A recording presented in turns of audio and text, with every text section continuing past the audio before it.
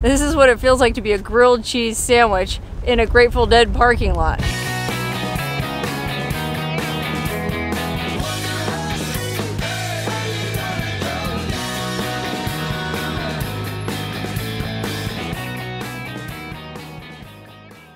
Hey, Wonderhussy here, standing in a field out in the middle of nowhere in beautiful Montana at a place called the Garden of 1,000 Buddhas. What are 1,000 Buddhas doing in Montana, you might wonder? Well, I'm wondering the same thing. I associate Montana with cowboys, horses, cattle, maybe a few hippies in the Missoula area. But I don't really associate Montana with Buddhists. But I think that's what this is. It's a Buddhist monastery, I think. And they have this really cool walking trail you can take. And I guess it leads through a garden with 1,000 Buddhas. Okay, I am not a Buddhist myself, but I am always trying to cultivate that Buddhist feeling of Zen, where you don't let all the little things in life bother you. You don't sweat the small stuff. You just look at the bigger picture. So maybe if I walk through this Buddha garden, it'll help me cultivate that mindset. Let's see. Garden of 1,000 Buddhas. Garden rules of etiquette. Circle the garden clockwise, a Buddhist tradition. Oh, okay. I think I remember that from when I visited Crestone. We went to a Buddhist temple in Crestone. And I think we had to walk around that clockwise. No dogs or pets, check. No alcohol, drugs, or tobacco, check. Don't put food or pebbles on the Buddhas. Only coins can be left on the Buddhas, as these are suitable offerings. Hang on a minute here. So they're saying they only want money? Well, I guess even Buddhists have to pay the bills. Do not climb on or play with the statues. Maintain a quiet and meditative atmosphere. No overnight parking. Garden is under video surveillance. And please leave your donation in the donation box. Okay, well, hopefully they don't have a problem with me shooting a video here. I'm going to be very quiet and very respectful because even though I'm not a Buddhist myself, I'm not a religious or spiritual person at all, really. I still try to be respectful of other people's beliefs, no matter how bizarre they sometimes might be. But I actually have a lot of respect for Buddhists because they strike me as a very peaceful tribe, I guess. You know, you don't really hear about the Buddhists going in and starting wars with other religious groups. Or, I don't know, do you? I feel like, isn't Aung San Suu Kyi a Buddhist? And she's from Cambodia and she was trying to stamp out the Uyghurs or something. I don't know all the details of it, so if I'm wrong, please don't be mad. You can correct me in the comments. I'm just saying Buddhists in general don't seem like they're the type to go, well, let's just say they don't go down to the bar on Friday night and start fistfights, okay? Wow, look up in the mountains over there behind the monastery. I don't know if you can see that, but it looks like there's some fires going on. Yikes. Hopefully those are controlled or prescribed burns and not wildfires, because I have to go find a place to camp after this. And gosh, it's going to be challenging enough as it is. It is hot. I think it's like 95 degrees. I came all the way up here to northern Montana thinking I would get away from the heat. Silly me. Well, if I adopt this Buddhist Zen mindset, then maybe I won't even notice the heat. Oh, wow, cool. So these things, there's a whole line of them, are stupas. The Parinirvana stupa, the All Victorious stupa, the stupa of reconciliation. And again, I remember this from when I went to Crestone. That's where we walked in a clockwise circle at a stupa. They have these big stupas all over the place in Crestone, but they're like the biggest stupas in the US, I think. The biggest stupa in the US, I think, is in Crestone. These are smaller, but I guess it's the same thing. I think it's like a little shrine that has a tiny piece of one of the llamas in it. I don't know. Here's a sign. Maybe it'll tell us. And no, I don't mean llamas like the animal. I mean like the Dalai Lama. Yeah, it says, a stupa is a Buddhist monument usually housing the sacred relics of highly accomplished spiritual beings. Okay, so maybe you don't have to be a llama. You just have to be a highly accomplished spiritual being. Okay, now I'm coming onto the garden ground, so I gotta be super quiet. Don't want to upset any Buddhists, although if you're a true Buddhist, can anything really upset you? I mean, couldn't a true Buddhist just tune out the sound of some idiot blathering to her camera? Anyway, so this is what we're going to be walking into. It's a big circular garden that we'll have to remember to go clockwise. Oh, apparently this garden was built to look like a Dharma wheel, which is an ancient symbol from India associated with the Buddha's teachings. The Dharma wheel literally represents spiritual change, the turning towards awakening. Oh, how about that? I always considered myself something of a Dharma bum, even though, to be perfectly honest, I have a really hard time understanding what exactly Dharma means. So that Jack Kerouac book, The Dharma Bums, I don't exactly get what that title means. I just know from looking at the cover of it, I feel like I identify with it. Okay, so basically, I guess if I walk around this whole circle, past all 8 stations, well, I'll figure something out. Okay, let's go. It's too hot to stand here reading this sign any longer. But we have to be very quiet. It's unusual for me because I like to yak. And if you've watched any of my videos, well, then you're well aware of that fact. Oh gosh, these sprinklers look amazing right now. Oh, I'd love to run through one of them sprinklers. Hopefully I can find a place to camp that has a creek or something nearby, because I would love a skinny dip. Oh, here's an inspirational quote, or a quote to make you think. The one who has conquered himself is a far greater hero than the one who has defeated 1,000 times 1,000 men. Yeah, I guess I can see the truth in that. Conquering yourself can be the hardest thing of all, and I should know. I mean, I struggle with my own self-doubts and my own stupid thoughts all the time. And in fact, I've been doing quite a lot of that lately, which is another reason I wanted to come visit this Garden of 1,000 Buddhas. I thought it might actually help me. Here's another one. Let yourself be open and life will be easier. A spoon of salt in a glass of water makes the water undrinkable. A spoon of salt in a lake is almost unnoticed. Okay, well, I don't know. I've actually had a spoon of salt in a glass of water before, and whoo-wee, if you ever want to flush yourself out, that's the way to go. I'll have to think about that one more. Okay, now we're coming up to the garden, so we gotta be real quiet. Please don't put stones on the tiered plates of the mandala. I guess this is a mandala. How about that? Oh, look. I mean, again, I'm no Buddhist, but isn't that Ganesh? Like the Indian elephant god? I'm confused, like with this Indian, Chinese, Japanese crossover. Like maybe there's different kinds of Buddhism, but I always associate, well, I guess I always associate Buddhism with Asia, like Japan or China.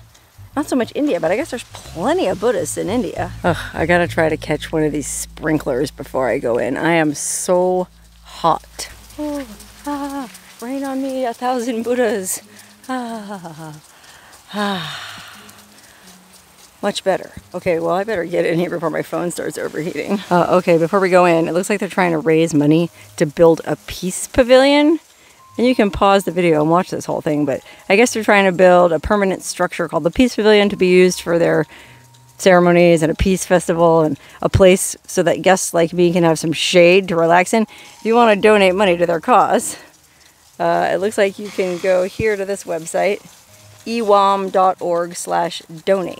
Okay, let's go into the garden. Okay, before we go in, there's one more quote to mull over as we're walking around. You can search throughout the entire universe for someone who is more deserving of your love and affection than you are yourself, and that person is not to be found anywhere. You yourself, as much as anyone in the entire universe, deserves your love and affection. Wow, that definitely resonates because, well, I don't know about you, but I can definitely be my own worst critic, and I often am. A lot of times I feel like I don't even like myself. So that's a good one to think about. Okay, we gotta walk clockwise, so that's this way. So here's all the 1,000 Buddhas. Look at that. They're all, oh, they're spokes in this giant wheel that we're walking around. So each spoke probably has, I don't know, 100+ Buddhas on it, and there must be 10 spokes. So it's 1,000 Buddhas. They weren't kidding. This place is exactly as advertised. And then along the perimeter, as we're walking, there's even more. I guess they count these little Buddhas too that are in these stupas. Although this one is mysteriously missing. It looks like somebody just put some money in there and stole it. Classy.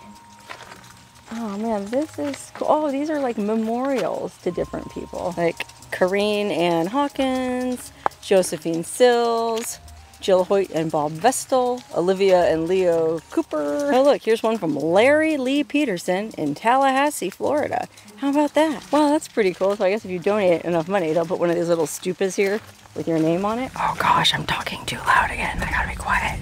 Shh. Oh, I can't wait to go look at that statue in the middle. That thing looks amazing. I love how colorful it is. I wonder what this is. I don't understand. All this stuff is so mysterious to me. I feel like I'm in some weird video game on another planet, trying to figure out these strange artifacts left behind by a long gone civilization. Oh, I think this is one of those wheels. I think I remember this from Crestone too. I'm not sure. You spin this and then you think about your problem, or maybe when the bell rings, an angel gets its wings. Or maybe whoever it points at when it stops, you have to kiss. Oh dear, please don't stop at Hitler. Come on, big money, be Jack Dorsey. Ah, it's a zonk. Story of my life. Okay, let me keep walking around this circle. Oh wow, look up on the hill there. It's like a whole bunch of prayer flags, like I think that was the prayer flag temple they were talking about earlier. Well, unfortunately, I didn't bring any prayer flags with me, so I don't have anything to contribute up there. But I guess I could go check it out anyway, but I feel like I gotta finish walking this circle first. Okay, now I gotta be really quiet because I'm coming up on the actual monastery. It's like a monastery and a gift shop and all kinds of ways for them to get money out of you. I wonder if this is the kind of place you come on like Buddhist retreats. I mean, look at this.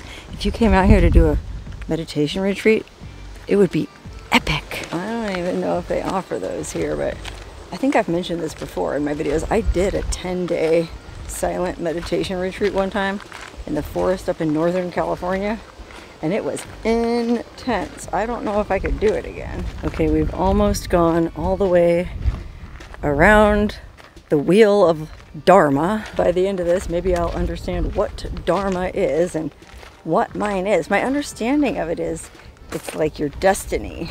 And so the Kerouac book, Dharma Bums, is about people whose destiny is to be bums. And I mean bum in the sense that like a hobo, a traveling, wandering, well, kind of like me, I guess.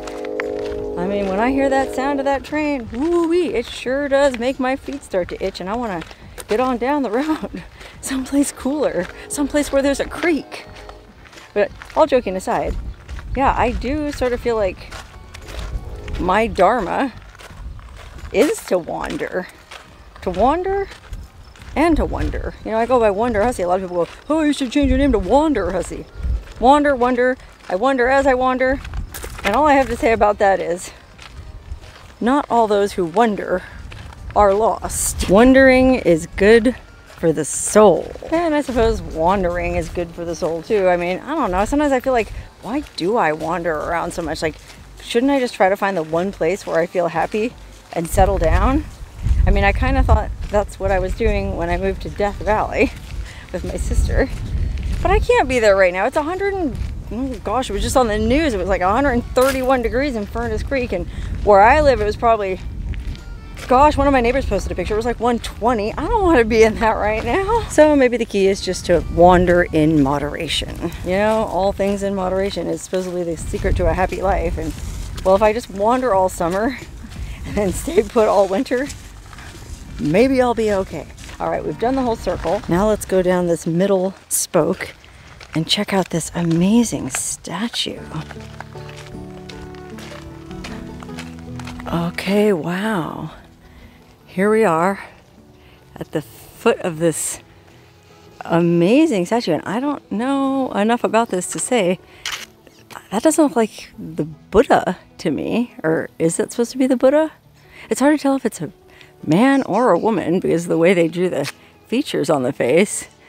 But I guess it's a man. Oh gosh, I have a very American Western understanding of the Buddha as this, like the Chinese big fat happy Buddha that you always see in Chinese restaurants. But I don't think that's necessarily the Buddha. I'm not sure where that came from. Maybe that's just one specific tradition's version of the Buddha. Kind of like how some people paint Jesus as a black man. I'm not sure, but one thing I am sure of is how cool all these birds are. I mean, you might have noticed all these birds swooping and circling around the statue. Well, that's because look, there's swallows' nests in the rafters all around it. Tons and tons of swallows' nests.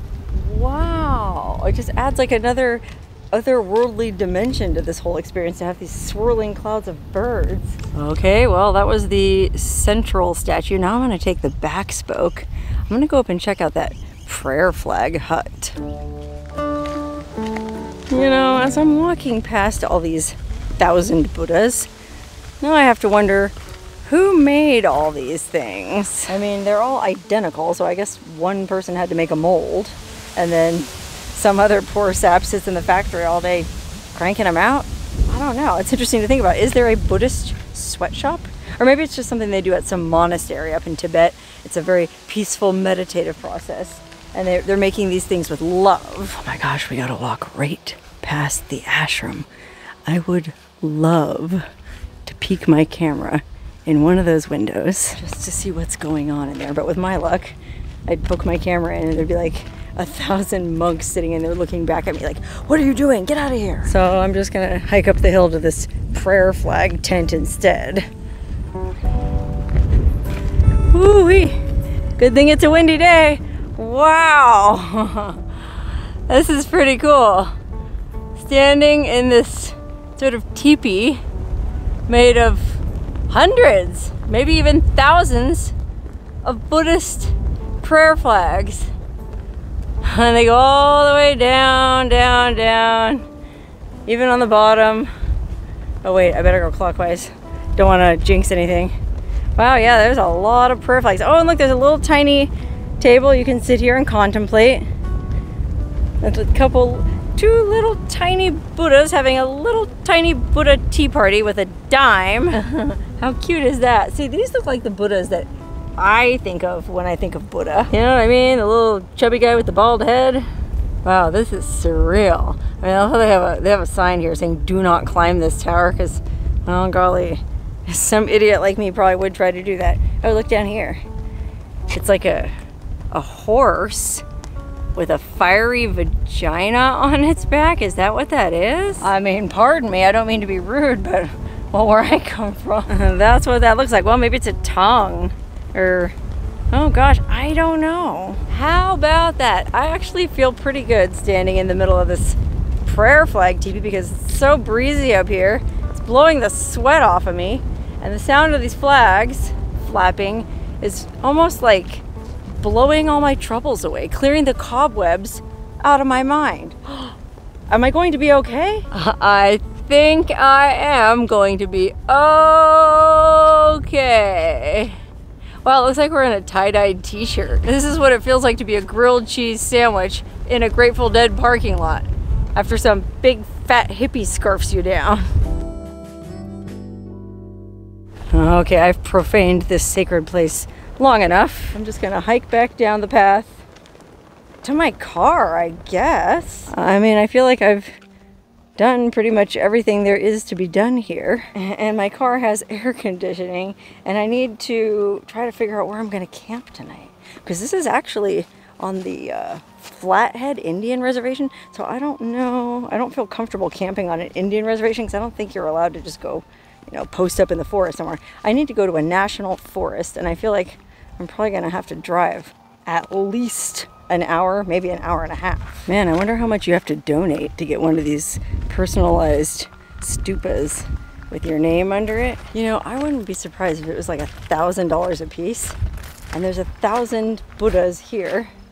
So 1,000 times 1,000 is, isn't that 1,000,000? I'll bet you anything.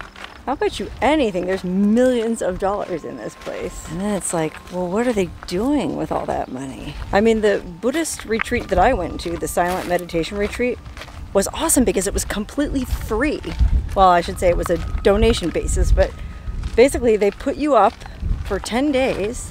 You had to share a room, but you know, you had a nice, comfortable bed, heated room, you know, hot shower, toilet, flush toilets, everything. And they gave you 2.5 meals a day of really good food. I mean, really good, healthy vegetarian, all organic, fresh. It was like the best food I've ever had. So they did all of that for free for 10 days. And then on the last day, they just kind of asked you to, you know, donate what you can. And so, God, in retrospect, I feel really cheap. How much do you think I donated to that? Okay, this was back in 2016. I certainly didn't have very much money, but I was there for 10 days, and so I didn't want to be super cheap. But oh my gosh, I'm embarrassed to even say, you guys are gonna think I'm a jerk. I gave them $200. That's it. It works out to like $20 a day for awesome food and a bed. Ugh. If I ever do go back to that place, I'm giving them a lot more money. Okay, we're back at the entrance where we first came in. One more look at that awesome statue with all the swallows fluttering around it like little sparkles of sunlight. Just beautiful. Okay, well, I guess I can walk back out the way I came in as long as I don't go counterclockwise on the Dharma wheel. Back past the mandala, back past the Garden of 1,000 Buddhas sign. Oh, wow. Look at this. Volunteer opportunities at the Garden of 1,000 Buddhas. It says, join us as a volunteer at the Garden of 1,000 Buddhas. Currently, we are primarily seeking assistance with weed pulling, trimming, and pruning foliage. Whether you can spare a day, a week, a month, or even longer. Wow, so I guess you could volunteer to come out here and help them garden and stay here for free. I wonder if they serve the same kind of food at that other retreat I went to. Okay, anyway, back past the 8 great stupas that we first came up to, which, is it sacrilegious of me to say they remind me of the thing on top of Otto von Bismarck's helmet? Ugh, finally out of this heat. Oh my God, I'm a terrible Buddhist. Happy to be back in my car with all the trappings of this material plane, like air conditioning. Oh, so much better. All right, well, listen, I need to figure out a place to camp stat, because I need to get out of this hot area, off of this Indian reservation, and somewhere up into the hills. Okay, but before I leave and find a place to camp, I just want to show you something. I happen to have my own little Buddha right here in this little Native American style carrying pouch that one of my viewers sent me. I love this thing. I keep it in my car with me at all times, kind of like a lucky talisman. Look, it's a little tiny Buddha statue in this adorable little Native American style carrying case. I don't know, I like the mixing of traditions like that. Hopefully that's not offensive to anyone. I mean, I can only imagine if you were to mix like Islam and Christianity or Islam and Judaism, well, you'd probably piss a bunch of people off. But I have a hard time, believing that Native American spiritualists and Buddhists would get into any kind of fist fight over my keeping a Buddha in a Native American pouch. I put you back in your case. You're nice and safe. And then stash you right here in the little pocket next to my driver's seat. That's where I like to keep it, by my chapstick and my hand lotion. I don't know, it just kind of seems like the kind of thing that's good to keep at hand, you know, in case you're stuck in a traffic jam or you're stressing out about trying to find a place to camp. You never know when you're gonna need a little moment with a Buddha. Well, that's one less Buddha in the Garden of 1,000 Buddhas.